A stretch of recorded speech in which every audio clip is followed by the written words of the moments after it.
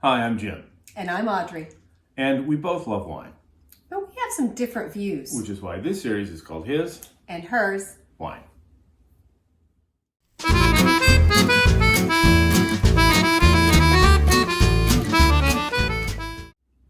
All right, you may have noticed that we're dressed differently today. In fact, we're looking a little bit fancy. Yes, this is a fancy topic we're going to talk about, and we're ready for those special occasions. That's right, we're talking about champagne today, something near and dear to our heart. Yeah, now most in the States, we kind of throw that word around champagne, and a lot of people say that just to reference sparkling in general.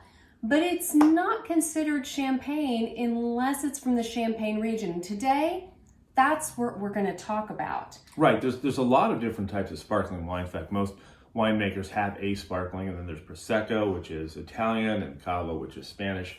But what we really want to talk about today is champagne.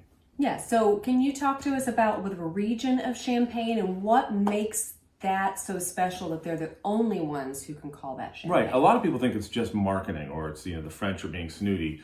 But in fact, the Champagne region is a very small region of France. And within that region, and I'll throw the map up here, you can see that there are very tiny little specks of land that qualify to grow champagne grapes. And there is a collective, and there's a governing body, and they are using maps that were laid out by monks hundreds of years ago that have discovered where these wonderful soils are. And they've mapped them out. And if you have a vineyard that is in one of those zones, you can make champagne. So this has been hundreds of years ago. Is this where Champagne was first started, was within that region? Absolutely. And of course, everybody has the story of Dom Perignon, this monk who discovered how to do it in blended wines and then made them sparkling. I don't know if that legend is true, but certainly the chalky soils, and I'll throw a picture of that up here. The chalky soils are very unique to this region, and they produce some very interesting and unique Chardonnays and Pinot Noirs, which are then the grapes that they use in making champagne. I know you said it's a trademark that they're the only ones allowed, and it is because of the soils. It really, in trademark, it has to be that unique. I can't imagine. It's such a small region. There's so many great places in France for wine. Absolutely. And it goes even farther than that, because not only do you have to have a vineyard that is in one of those specific regions, they're categorized. So if you don't have Grand Cru region designation for your vineyard, then you're not making Grand Cru champagne, no matter how good it is. And beyond that, there's even more restrictions. They tell you everything in champagne. They tell you what days you can pick your grapes, how much juice you can squeeze out of them. They tell you how you turn the bottles, how you do the various tests to make the champagne, because they want it to be so protected, they want it to be perfect. And the result is that you have something that is special and unique. If it has the champagne name on it, it is unique. It is not like Cava or Prosecco or sparkling wine. It is champagne. I was surprised. As small as a region as this is, there are some big houses, that's what they are over there, that produce large quantities of champagne, and they have big marketing, and we all are familiar with those particular names. But there are so many others over there, and I was very surprised by that. Right. Well, so what most people may not realize is that the big names that whether that be Moet and Chandon or Dom Perignon or Bollinger, they're champagne houses. They buy their grapes from the farmers, and the farmers out in the fields grow the grapes and sell their grapes through the collective to the big champagne houses, who then make their champagne. But many of those same growers also keep some of those grapes back for themselves and make their own champagne. So you're getting something that is even unique to what the big houses are doing. Now, the big houses obviously are making some fantastic stuff. That's why a Bollinger, the Queen only drinks Bollinger, and there are certain aspects of that are fantastic.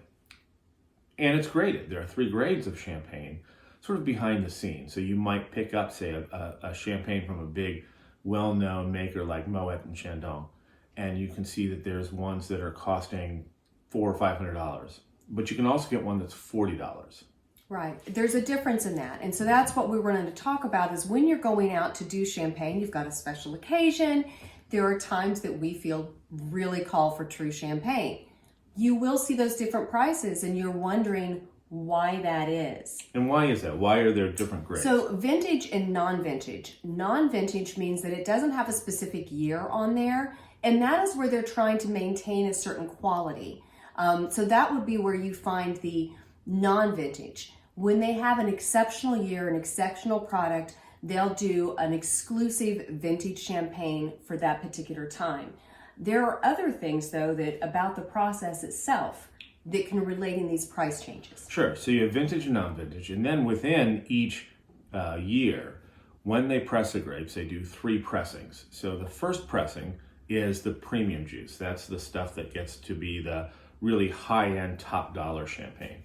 And then they do a second pressing, and that's probably the bulk of the champagne. That's the Still very good, very, by the very way. good, yeah, very, very good champagne.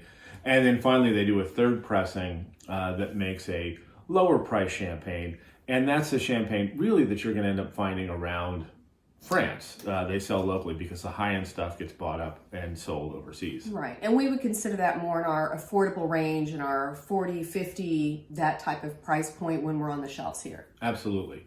And the stuff that is costing thousands of dollars, that's marketing. Right? When you have a rap star who puts a gold label on a bottle. There's a little bit of marketing involved for sure, and but you're also having the vintage quality products that are going to be just more expensive because they are more exclusive. They've produced a really good quality wine there. Absolutely. And when you get into grower champagne, you're really getting into unique spots because it's not a collection of grapes from the entire collective. So talk a little bit about grower champagne, because I don't think that people hear that term very often to understand what grower champagne is. No, that's the champagne where the farmer is keeping back some of the grapes for himself or herself, and they're making and pressing their own grapes and making their own champagne, oftentimes by hand. And you'll see in a big place like Nicolas Fouillet, where you go into the factory and they've got these massive caves and rooms where they've got these machines turning the bottles.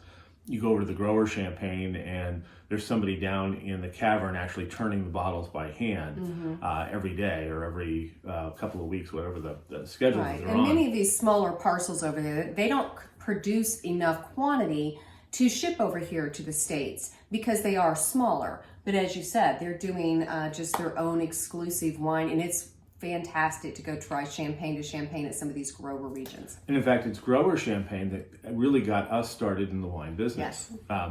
We had, a number of years ago, an exchange student staying with my daughter, and she was from this little village. We had never heard of it before, and we were teasing her about it.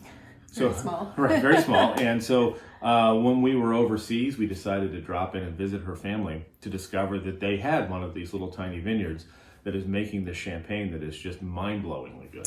It was so spectacularly delicious. That is just what inspired us to start our journey into importing. Absolutely. We had to get this stuff here. People had to know about it. And so that's the champagne. So what do we have out here? We have some different levels of champagne here with us today. What's the first one we have here? Okay, well, there's a couple different things I want to throw out because I noticed right off the bat we've got some colors going on. So grapes, most common grapes that are going to be in the champagne are going to be Chardonnay, Pinot Noir, or Pinot Meunier. And they're different colors of grapes. So you will see some, if you see a Blanc de Blanc reference, that means white of white, Blanc de Blanc. Chardonnay, 100%. Most often. They could use other white grapes in there, they're allowed to because they are white grapes. But just consider that that's going to be 100% Chardonnay. Blanc de Noir is white of black, so meaning a black grape, which would be your Pinot Noir, Pinot Meunier. But the resulting is still a white color champagne. So that's where they get that Blanc. Because they're not using the skins in the process Exactly. to make it a red wine. It's still a white wine produced with a red wine grape. Exactly. However, you will also find some, that's what made me think of that. Okay, you will also find some pink sparkling champagne, which has that little bit of roséness that has happened to it. So they have produced them in that way, and they are fantastically delicious as well. That's pink champagne. Now, Pink champagne. This one is a Nicolas Fouillet, and it's one of our favorite pink champagnes. We absolutely love this. This is a wonderful champagne, very high quality, and reasonably priced. Yes. All right, what do we have next? We have a vintage. Yes, this is out for the reason that it's vintage. The other thing that you're going to notice on this, so this one is an extra brut, and we should talk a little bit about the levels. Yeah, what does that mean, brut versus extra brut? Right, that is the level of dryness and sweetness. So that's what we're kind of measuring when we do that. There is a scale of that, and we'll put that up there for you. So it's going to explain, you have a brut nature, which means that is basically natural, completely natural done. It's going to be bone dry. Extra brut will be the next level up. Then you have a brut, is still very dry. Then you're going to progress until you get to the more sweeter wines. So you're going to have a demi-sec, and you're going to have a doux, which is D-O-U-X, which my French is terrible. Yeah, it's it's very sweet. It's very sweet. It's very sweet. And that's not one that I have an example of, but you could find those in the stores. So how do they make the champagne sweet? Well, they do have a dosage. This is a process that they do in their champagne making to level it out. So it's going to be at the very end, right before the corking of the bottle. They're going to level out the sugar levels.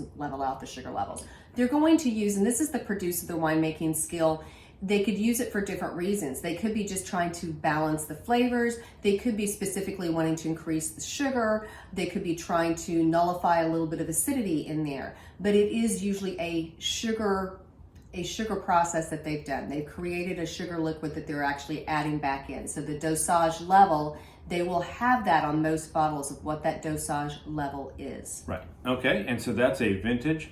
And then we have our favorite grower champagne, the Granier Hafin. Yes. This is the wonderful one that inspired us. So this is the grower champagne. And you can find some grower champagne in the States. It is more rare because they are lower production volume. Certainly, like this one, they only allow 300 bottles a year in the United States. Rare. So You very, don't find very rare. Yeah. Only in Virginia right now. Oh, exactly. And that's the way it is with the grower champagne. You sort of get it when you can and grab it, and it's almost always worth the price. This is, again, what inspired us to get into the wine industry at all. Yes. There are some fantastic winemakers over there producing champagnes that you may not have heard of. It is at the holidays or special occasions, a lot of people gravitate towards the well-known names. There's a reason they have well-known names, and part of that is marketing. And you want to be impressive to people, so they might be looking for that particular type. And I don't want to tell you that those are not great champagnes, but I do want to encourage you to try some of these other champagnes you have not had the pleasure of tasting yet. Sure. Now, do we use champagne and like making mimosas? No. There's plenty of great sparkling wines you can use to make champagne cocktails like mimosas or other things. And certainly if you're going to go to a huge event where there's hundreds of people, they're probably not serving you grower champagne. True. But I would not use a high quality champagne for something that I'm going to dilute down. They can use sparkling wines in different cocktails and things, so it's not just a mimosa. But no, champagne, honestly, I'm sorry, but that needs to be on its own. Right. Taste and enjoy on its own for that superior product that it is. Absolutely. That's for something special. Yes. So, if you're having, brunch, great, break out the sparkling white. But and there's some great ones out there. But if you're really having one of those just special moments, nothing. And I'm not against creating special moments so that we can open the champagne. Absolutely. But nothing beats champagne. Definitely. So one more thing I want to mention. We have talked about serving temperatures. For champagne, you want this ice cold. This is why we recommend the best thing to do is have an ice bucket with water in it. That's ice bath reference. Yep. That's the best. Keep your champagne serving ice cold. All right. Cheers. Cheers. So just remember, no matter what your view, enjoy. Especially if it's a special occasion. Make it all a special occasion.